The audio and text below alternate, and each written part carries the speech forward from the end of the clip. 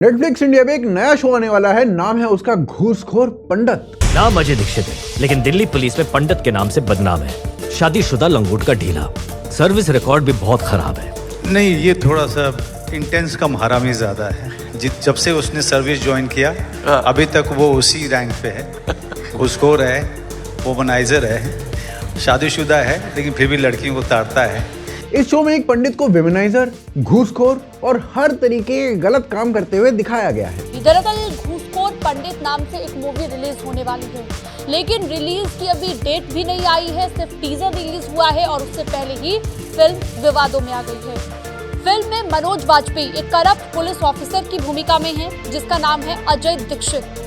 इसका किरदार वो निभा रहे हैं, जिसे पंडित के नाम से भी जाना जाता है। फिल्म के टाइटल से ब्राह्मण समुदाय की भावनाएं अवाहत हो गई हैं। फिल्म के टाइटल के खिलाफ दिल्ली हाई कोर्ट का रुख किया गया है। अयोध्या के कई संत भी नाराज हो गए हैं। कुछ ऐसी बातें जोड़ी गई हैं जो इस पूरे समाज को एक तरीके से बदनाम करता है। इतना ही नहीं, फिल्म का जो नाम है वो घूसखोर पंडित है, यानी कि ये पहले से तय कर दिया गया है फिल्म के नाम के साथ कि पंडित घूसखोर हैं। ब्राह्मण और संत समाज में आक्रोश की लहर। फिल्म निर्माताओं पर प्रोपेगेंडा फैलाने का आरोप। क्या कोई फिल्म या वेब सीरीज अपनी कहानी को बेचने के लिए किसी एक पूरे समाज की पहचान को गाली बना सकती है? क्या क्रिएटिव फ्रीडम के नाम पर किसी के सरनेम को भ्रष्टाचार के एग्जाम्पल के तौर पर दिखाया जा सकता है? और क्या ये freedom of speech and expression का हिस्सा है? अब इसे सिर्फ क्रिएटिव फ्रीडम कहकर टाल देना बड़ा आसान है, लेकिन असल में ये कोई आइसोलेटेड केस तो है नहीं।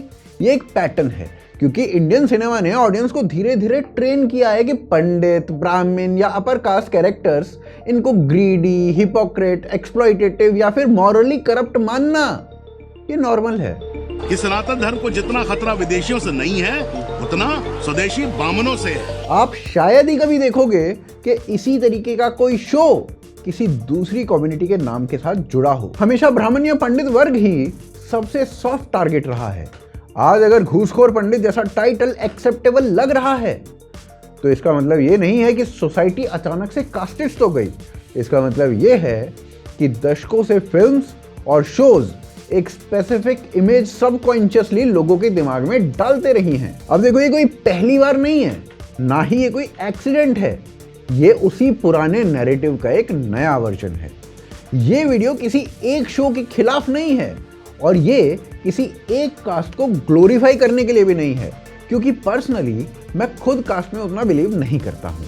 लेकिन किसी एक कम्युनिटी को लगातार डिमोनाइज करना, उसकी आइडेंटिटी को स्टीरियोटाइप में बदल देना और फिर उसे एंटरटेनमेंट के नाम पर बेच देना, ये जेन्युइनली प्रॉब्लमेटिक है। ये वीडियो उसी पैटर्न के बारे में है, उस रिपीटिशन के बारे में है, उस साइलेंट डिह्यूमनाइजेशन के बारे में है कि कैसे इंडियन सिनेमा ने सालों में ब्राह्मण आइडेंटिटी को एक फिक्स्ड नेगेटिव टेम्पलेट में बदल दिया।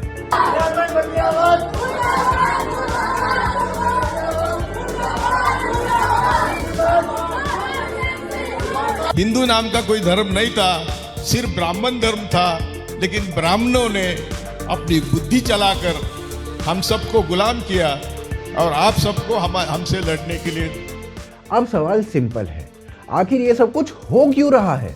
इसका सोशल इंपैक्ट क्या क्या हो रहा है और आगे क्या हो सकता है, और इससे पहले क्या क्या हो चुका है? और इसमें सबसे अहम सवाल ये कि ये सिलसिला आखिर जाकर रुकेगा कहां? आइए इस वीडियो में सब जानते हैं। देखिए, घूसखोर पंडित जैसे टाइटल्स अचानक से नहीं आते हैं। ये उस लंबे पैटर्न का नेचुरल एक्सटेंशन होते हैं जो बॉलीवुड और ओटीटी ने दशकों में धीरे धीरे बिल्ड किया है। अगर आप पीछे जाकर फिल्म, सीरियल्स और वेब सीरीज को लाइन बाय लाइन देखोगे ना, तो एक साफ टेम्पलेट आपको दिखाई देगा। बॉलीवुड ने ब्राह्मण कैरेक्टर्स के लिए ना कुछ फिक्स रोल्स बना रखे थे। या तो ब्राह्मण लालची होगा, या हिपोक्रेट होगा, या कास्टिस्ट होगा, या ठरकी प्रीस्ट होगा, या फिर वो एक ऐसा व्यक्ति होगा जो धर्म की आड़ में एक्सप्लॉइटेशन कर रहा है। मतलब इस लेवल तक उन्हें मूवीज में डिमोनाइज कर दिया गया है कि अगर आप न्यूट्रल पर्सपेक्टिव से देखोगे तो आपको ये लगने लगेगा कि पंडित या ब्राह्मण ना, उससे बड़ा इविल तो शायद कोई होता ही नहीं है। और ये कोई कोइंसिडेंस नहीं है, ये ना बार बार रिपीट होने वाला नैरेटिव डिजाइन है। इसका एक कॉमन तरीका है अननेसेसरी के डायलॉग्स फिल्मों में डाल दो। कई फिल्मों में ऐसे एंटी ब्राह्मण लाइंस डाली जाती हैं जिनका कहानी से कोई डायरेक्ट लिंक नहीं होता। उनका मकसद स्टोरी आगे बढ़ाना नहीं होता, बल्कि ऑडियंस के दिमाग में एक थॉट को प्लांट करना होता है। इसके ना कुछ एग्जांपल्स देता हूं। आप सीरियस मैन देखिए, नवाजुद्दीन सिद्दीकी का जो कैरेक्टर है वो जबरदस्ती एंटी ब्राह्मण लाइंस बोलता है जिनका स्टोरी से कोई लेना देना है ही नहीं, फिर भी बोलता है। ऐसे ही ब्राह्मणों को कास्टिस्ट दिखाया जाता है जबरदस्ती का। एक फिल्म थी गंगा की सौगंध, जिसके डायरेक्टर थे सुल्तान अहमद, उसके राइटर थे असगर मिर्जा और वजाहत मिर्जा, और ये ना बाद में पाकिस्तान शिफ्ट हो गए थे। इस मूवी में पंडित को अनटचेबिलिटी प्रमोट करते हुए दिखाते हैं कमबख्त। नमस्कार पंडित जी। थक तेरे की धर्म भ्रष्ट करके रख दिया। क्यों फोकट फोकट दोष देते हो पंडित जी? मेरी तो छाया भी आपसे इतनी दूर है। फिर एक मूवी थी प्रेम ग्रंथ। इस मूवी में एक ब्राह्मण कास्ट डिस्क्रिमिनेशन स्प्रेड करता हुआ दिखाया गया, जबकि उसे रोकने कौन आते हैं? ऋषि कपूर, जो दाऊद को दाऊद साहब बुलाते हैं। बेचारों को मंदिर के भीतर जाने से रोका जा रहा है। ऐसी व्यवस्था चली आ रही है सुरेन बाबू। कैसी व्यवस्था? वो क्या है कि भीतर तो सिर्फ ठाकुर ब्राह्मण और बनिए जाया करते हैं। इनके लिए जगह ना पीछे से वो खिड़की से भगवान। फिर एक और चीज जो लगातार दिखाई देती है वो है लाइफस्टाइल मॉकरी। हिंदू प्रीस्ट्स को नॉनवेज खाते हुए दिखाएंगे, शराब पीते हुए दिखाएंगे, या अपनी ही धार्मिक मर्यादा को तोड़ते हुए दिखाएंगे। और ये सोमरस कहाँ से आया? और ये सोमरस कहाँ से आया? इनफैक्ट विमेनाइजर तक दिखा दिया जाता है। मैडम चीफ मिनिस्टर जो नेटफ्लिक्स पे एक सीरीज है, टी सीरीज के बैनर के तले बनी हुई है, उसमें दिखाया गया है कि ब्राह्मण लड़कियों को यूज एंड थ्रो की तरह इस्तेमाल करते हैं और मारने से भी पीछे नहीं हटते हैं। क्या प्रतिष्ठा रह जाएगी त्रिपाठी परिवार की? है? हम है ना, हम हैंडल कर लेंगे। यही तो हम जानना चाह रहे हैं, कैसे हैंडल कर लोगे? अरे समझाएंगे, बात करेंगे, गलतफहमी दूर करेंगे। अब आपकी दिनों की तरफ गोली तो नहीं मार सकते ना बाबूजी? कहे नहीं मार सकते गोली? है? ऊपर से ब्राह्मण को, पंडित को लालची, फ्रॉड, फेक बाबाओं की तरह ही पेश किया जाता है। अरे पैसे बाद में संभालना, पहले इधर आने दो। 3 रुपया सीधे हाथ से। कैसे रुपए? अरे वाह, ये गैया क्या फोकट फोकट में चलवाओगे? मूर्ख, भगवान के रक्षक से पैसे मांगते शर्म नहीं आती? इनफैक्ट ये कहना भी गलत नहीं होगा कि इंडियन सिनेमा में बहुत सारे शेड्स रखे गए हैं ब्राह्मण के कैरेक्टर के। ढोंगी से लेकर पापी तक, और यहाँ तक कि जोकर तक भी दिखा दिया गया है। बम्बई से आया मेरा फ्रेंड को जूते मारो। उल्लू के इस पट्टे से कुछ उखड़ा उखड़ा रहता है। विधाता मूवी में ब्राह्मण को कार्टून की तरह दिखाया जाता है और उसे गाली भी दी जाती है।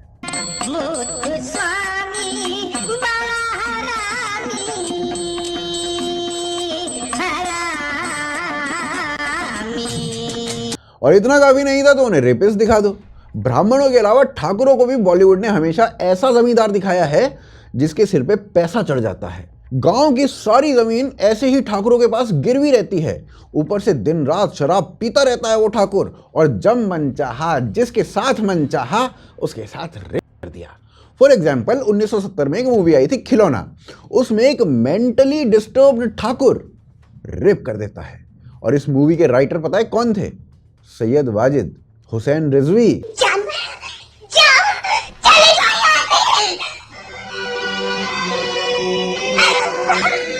फिर एक और मूवी में ठाकुर बने अमरीश पुरी, वो भी यही सब कुछ करते हैं। गंगा जल से तूने बहुत स्नान किया होगा गोरी, आज हमारे मदरा जल से स्नान कर ले। शक्ति कपूर एक फिल्म में ब्राह्मण का रोल प्ले करते हैं और उसमें भी यही होता है।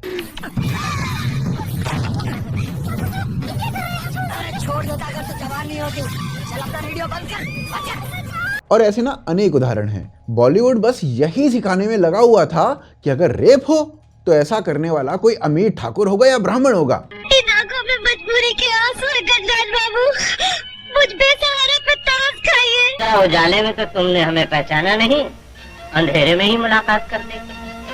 आप यहाँ बैठकर नशा कर रहे हैं? कहाँ होता है नशा? राही मासूम रजा, उसने अपनी मूवी में ब्राह्मण को रेप करते हुए भी अपने भगवान को याद करते हुए दिखाया। तुम क्या समझते हो कृष्ण भगवान तुम्हें बचाने आएंगे? वो महाभारत में आए थे, इस भारत में नहीं आएंगे। अब ध्यान दीजिए कि ये सारे जो एग्जाम्पल्स मैंने आपको दिए हैं ना, ये अलग अलग नहीं है, ये शेड्स हैं एक ही कैरेक्टर के, कभी ढोंगी, कभी पापी, कभी रेपिस्ट, कभी कार्टून, कभी कास्टिस्ट। लेकिन एक चीज कांस्टेंट है पूरे उसमें, आइडेंटिटी ब्राह्मण, पंडित, शर्मा, मिश्रा, तिवारी, दीक्षित यही होगी। ये सरनेम्स रैंडमली नहीं चुने जाते हैं, ये सिग्नल्स हैं। जैसे ही नाम सुनो ऑडियंस मेंटली रेडी हो जाती है कि अब कुछ गलत होने वाला है। और सबसे इंपॉर्टेंट बात, यही पैटर्न आप दूसरी कम्युनिटीज के साथ रेयरली देखोगे। और ऐसा नहीं है कि ये कोई नया पैटर्न है, पुराने पैटर्न से लेकर मॉडर्न ओटीटी तक यही सेम पैटर्न दिखाई देता है। और यही रीजन है कि आज जो भी आप ऐसे सबकॉन्शियस लेवल पर पंडित, ब्राह्मण जैसी चीजों को डीमोनाइज करने वाली फिल्में देख रहे हो, वो एक हेट स्टीरियोटाइप है जो बहुत पहले से तैयार किया जा रहा था। बॉलीवुड या कहीं इंडियन सिनेमा में ब्राह्मणों को इस तरीके से डीमोनाइज करना ये कोई एक्सीडेंट नहीं है। इसके पीछे एक बहुत बड़ा रीजन और बहुत लंबा इतिहास है। हर धर्म को ना उसकी प्रीस्टली क्लास से ही रिप्रेजेंट किया जाता है। जैसे कैथोलिक्स के लिए पोप या फादर, मुस्लिम्स के लिए मौलवीज और हिंदुओं के लिए ब्राह्मण्स। इसीलिए अगर किसी धर्म को कमजोर करना है तो सबसे असरदार तरीका यही होता है कि उसकी प्रीस्टली क्लास पर हमला करना शुरू कर दो। और ये जो ब्राह्मणों पर हमला हुआ, इसका एक रीजन भी था। इनफैक्ट 1800s के डॉक्यूमेंट्स अगर आप उठाओ ना, तो ब्रिटिशर्स खुद लिख रहे थे कि पूरे इंडिया में अगर कोई उनके खिलाफ सबसे ज्यादा हॉस्टाइल था तो वो ब्राह्मण ही थे। सर जेम्स केयर्ड, उनका एक स्टेटमेंट था कि no class except Brahmins was so hostile to the English. कुछ रिपोर्ट्स में तो ये तक दर्ज है कि ब्रिटिश बुलेट से मारे गए लोगों में करीब 70% लोग ब्राह्मण थे। और इसका मतलब ये नहीं है कि ब्राह्मण सिर्फ अपने लिए लड़ रहे थे, इसका मतलब ये है कि उन्होंने सोसाइटी के लिए शील्ड की तरह काम किया। जो कम्युनिटी अपने धर्म और सिविलाइजेशन को बचाने के लिए सबसे आगे खड़ी थी, उनमें से एक ब्राह्मण थी। यही लोग ब्रिटिश रिप्रेशन के ना सबसे बड़े टारगेट बने। इसी कारण क्वीन विक्टोरिया तक ये बात कहने लगी थी कि ब्राह्मण ही वो लोग हैं जो इंडियंस को ब्रिटिश राज के खिलाफ भड़काते हैं, और ब्राह्मण ही सबसे बड़े कांटे हैं ब्रिटिशर्स की आंखों में। एनीवेज, भारत को कंट्रोल करने के लिए ना बाहरी ताकतों के लिए जो सबसे बड़ा कांटा था वो था इंडिया की सिविलाइजेशनल स्ट्रेंथ, जो एकदम इंटैक्ट थी। और ये जो सिविलाइजेशनल स्ट्रेंथ थी, इसको बनाए रखने में ब्राह्मण कम्युनिटी का सबसे बड़ा योगदान था। फ्रेंच कैथोलिक मिशनरी आबे दुबियोस, उन्होंने लिखा कि अगर ब्राह्मणिकल ऑर्डर ना होता तो इंडिया होपलेस एनार्की में घिर जाता। यानी जो लोग इंडिया को अनसिविलाइज्ड कहकर रूल को जस्टिफाई कर रहे थे, उनके अपने मिशनरीज ये खुद मान रहे थे कि इंडिया की सिविलाइजेशनल कॉन्टिन्यूटी ब्राह्मणिकल स्ट्रक्चर की वजह से खड़ी है। इनफैक्ट जब उन्होंने कन्वर्जन का खेल शुरू किया, तब भी सबसे बड़ा बैरियर ब्राह्मण ही बने, चाहे वो इस्लामिक कन्वर्जन हो या फिर वो क्रिश्चियन कन्वर्जन हो। ब्राह्मण एक शील्ड बने हुए थे जो हिंदुओं को किसी और रिलीजन में कन्वर्ट नहीं होने दे रहे थे। आपको ये जानकर हैरानी होगी कि पूरे मिशनरी प्रोजेक्ट्स के बावजूद हिंदूज कन्वर्ट नहीं हो पाए, क्योंकि गरीब से गरीब हिंदू भी अपने ब्राह्मण गुरु की इज्जत करता था और उसके कहने पे अपना धर्म नहीं छोड़ता था। इसलिए आप देखोगे कि क्रिश्चियन मिशनरीज ने नए नए जुगाड़ निकाले, जैसे आज निकाल रहे हैं। डी नोबली जैसा जेजुएट, वो अपने आप को ब्राह्मण बनाकर गया। इटालियन होकर भी भाई ने जनेऊ पहना, शिखा रखी और बोला मैं ब्राह्मण हूं। डुबियस ने ना अपना नाम दादा स्वामी बताया, दादा स्वामी। इससे ना आप ये समझ सकते हो कि मिशनरीज ने अपनी एड़ी चोटी का जोर लगा दिया कि कैसे भी करके इंडिया को कन्वर्ट कर दिया जाए। लेकिन ब्राह्मणों का असर इंडियन सोसाइटी में इतना गहरा था कि क्रिश्चियन मिशनरीज अपने एजेंडा में चाहकर भी सफल नहीं हो पा रहे थे। और जब ये स्ट्रैटेजी भी नहीं चली, तब ब्रिटिशर्स ने एक नया नैरेटिव खड़ा किया। डिवाइड एंड रूल की पॉलिसी के तहत उन्होंने ब्राह्मणों को ऑपरेसर दिखाना शुरू कर दिया। इंडियन हिस्ट्री को फिर से रीराइट करना शुरू कर दिया। ब्राह्मणों को पाखंडी, ब्राह्मणों को ऑपरेसर दिखाया जाने लगा। यहां तक कि उनकी शिखा, उनके ट्रेडिशंस तक का मजाक बनाया जाने लगा। और ब्रिटिशर्स ने कई कैरिकेचर्स बनवाए जिसमें ब्राह्मणों को नेगेटिव लाइट में दिखाया जाने लगा। ऊपर से ब्राउन सिपॉइज, उन्हें खरीदा गया जो अपनी ही सिविलाइजेशन के गार्डियंस को बदनाम करने लगे। पाठशालाएं तोड़ दी गई, मिशनरी स्कूल्स एस्टेब्लिश कर दिए गए। ब्राह्मण्स का जो लाइवलीहुड नॉलेज पर और टीचिंग पर टिका हुआ था, उसे सिस्टमेटिकली खत्म कर दिया गया। धीरे धीरे ब्राह्मणों को इतना डिमोनाइज किया कि पंडित कहना भी एक मौकरी लगने लगा। धीरे धीरे ब्रिटिशर्स ने ब्राह्मण्स को काफी डिमोनाइज कर दिया। हिंदू रिचुअल्स को सुपरस्टिशन बताया जाने लगा। हर सोशल इविल का ब्लेम ब्राह्मणों के ऊपर डाल दिया गया। उधर से मिशनरीज वो इस नैरेटिव को हवा दे रहे थे ताकि कन्वर्जन आसान हो सके। प्लान बहुत सिंपल सा था, लोगों को अपने रूट से काट दो, अपने धर्म से एलिनेट कर दो और फिर कहानी लिखो कि ब्रिटिशर्स ने तुम्हें सिविलाइज कर दिया। ये जो स्ट्रेटेजी थी ये ब्रिटिशर्स के लिए बहुत सफल रही।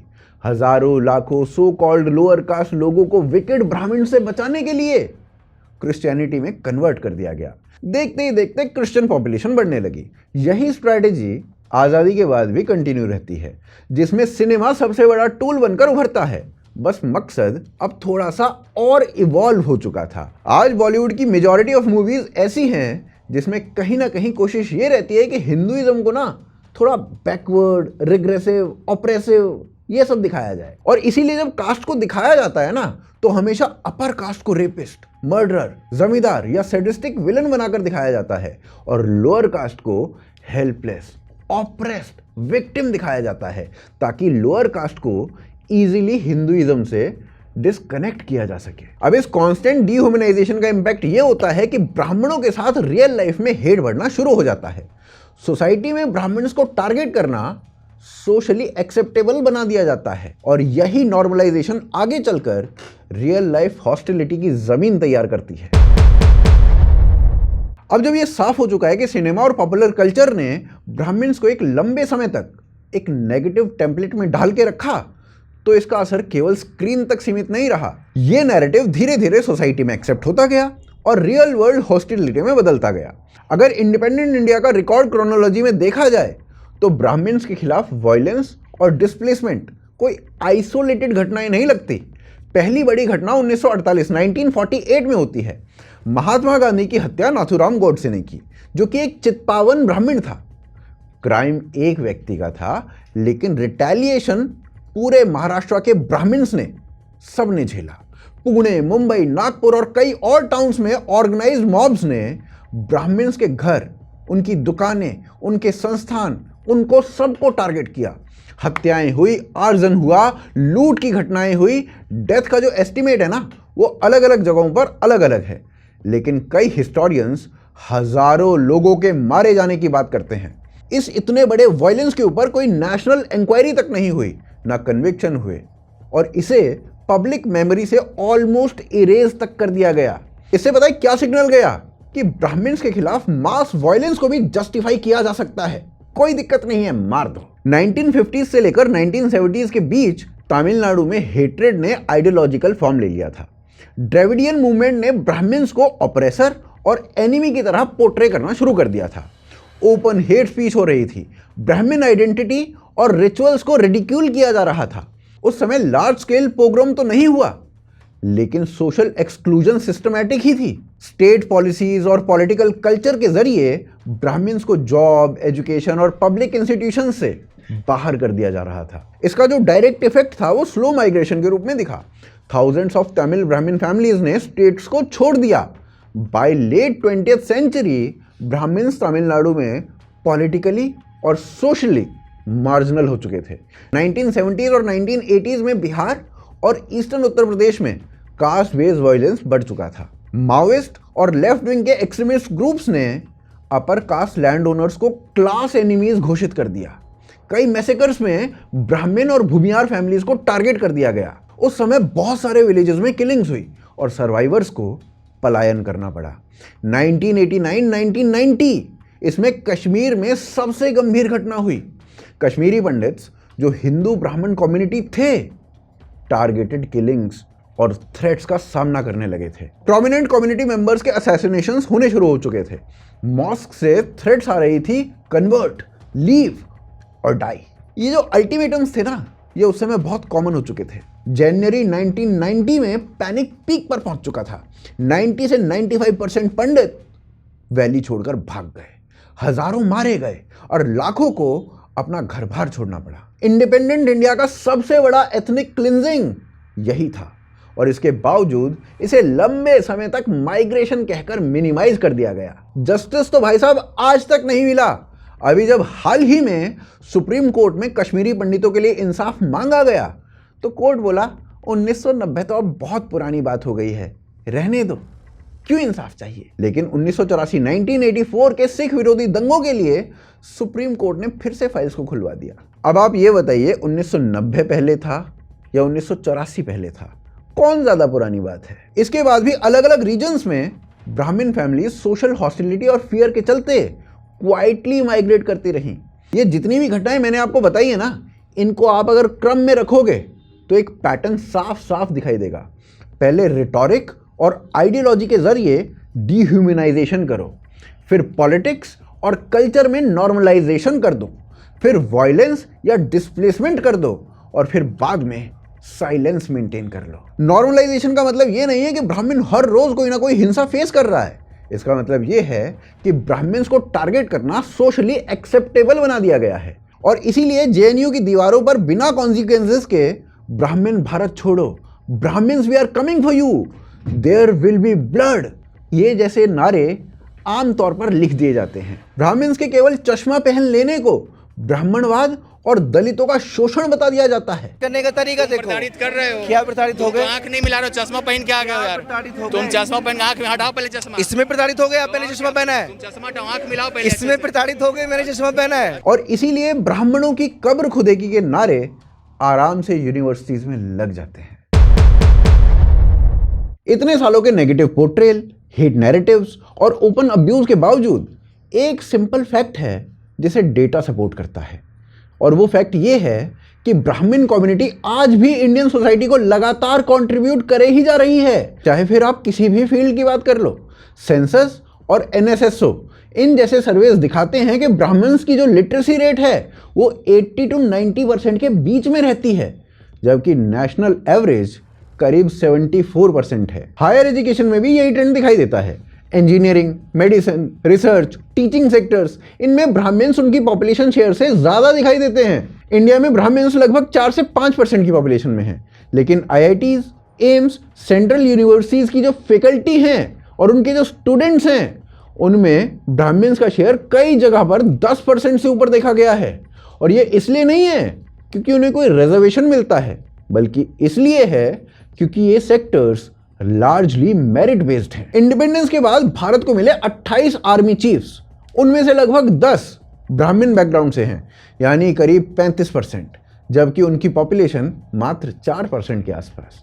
परमवीर चक्र पाने वाले 21 सोल्जर्स, उनमें से 4 ब्राह्मण। महावीर चक्र पाने वालों में भी ब्राह्मण्स का जो शेयर है वो उनके पॉपुलेशन से बहुत ज्यादा है।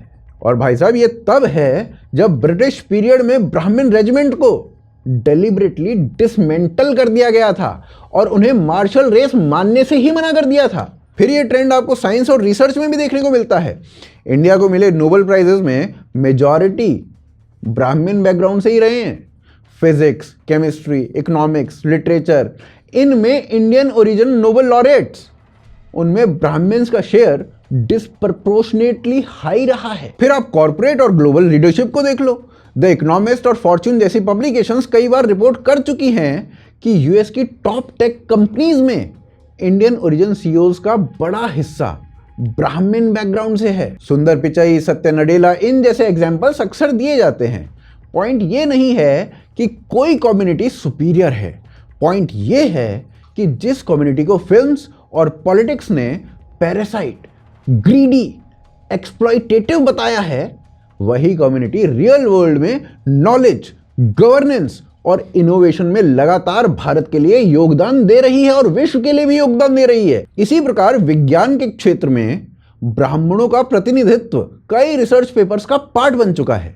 इनफैक्ट विज्ञान के क्षेत्र में तो 4 नोबेल पुरस्कार मिले हैं भारत को, जिनमें से 3 ब्राह्मण कम्युनिटी से आते हैं। बल्कि आप ना इससे भी आगे निकल जाओ, भारत को मिले 9 नोबेल पुरस्कार और उनमें से 8 ब्राह्मण कम्युनिटी के लोगों ने जीते, प्योर मेरिट के बेस पे जीते। देखो, ये जो कास्ट वास्ट है ना, ये पर्सनली तो मैं नहीं मानता, लेकिन ये सब कहने का सिर्फ एक ही रीजन है।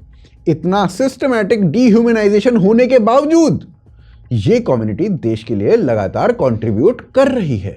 इसके बावजूद इसी कम्युनिटी को रेपिटेडली टारगेट बना दिया जाता है और डिमोनाइज कर दिया जाता है। मैं पर्सनली कास्ट को मानने की बात ही नहीं करता, लेकिन ये सच है कि आज सिचुएशन ये बन चुकी है कि ब्राह्मण आइडेंटिटी को ओपनली टारगेट करना नॉर्मल समझा जाने लगा है। और ये ना अचानक से नहीं हुआ है, ये वही रिजल्ट है जो डेकेड्स की फिल्म्स, शोज और नैरेटिव्स ने सबकॉन्शियसली लोगों के दिमाग में भर दिया है। क्रिटिसिज्म जरूरी है, कास्ट प्रॉब्लम्स पर बात होनी चाहिए, लेकिन क्रिटिसिज्म एक्शन और सिस्टम पे होनी चाहिए, पूरी आइडेंटिटी पे नहीं। किसी भी समाज में अच्छे और बुरे लोग होते हैं, हर कम्युनिटी में ऐसे लोग मिलेंगे। फिल्म्स और मीडिया का काम होता है रियलिटी को कंप्लीटली दिखाना, कैरिकेचर बनाना नहीं होता है। और यहां पर ना एक बात कहनी बहुत जरूरी है, अगर बॉलीवुड सच में सोशल रिफॉर्म्स चाहता है तो उसे इस तरीके की वन साइड डीमनाइजेशन ये बंद करनी होगी। अदरवाइज ये सिर्फ एंटरटेनमेंट नहीं रहेगा बल्कि सोशल डैमेज का टूल बन जाएगा। और इसका जो नुकसान है ना वो सिर्फ ब्राह्मण्स को नहीं होगा बल्कि पूरी इंडियन सोसाइटी को होगा, पूरी इंडियन सोसाइटी को। बाकी आपको क्या लगता है इस पूरे मुद्दे के बारे में? आप अपनी राय कमेंट्स में अवश्य रखिए। आप इस वीडियो को लाइक और शेयर करना बिल्कुल मत भूलिए। और आप अगर हमें सपोर्ट करना चाहते हैं तो यूपीआई, पेट्रियन और जॉइन बटन इन तीनों के थ्रू कर सकते हैं। इन सभी के जो लिंक्स है वो नीचे डिस्क्रिप्शन में आपको मिल जाएंगे। आप देख रहे थे आज की ताज़ा खबर। जय हिंद, जय भारत।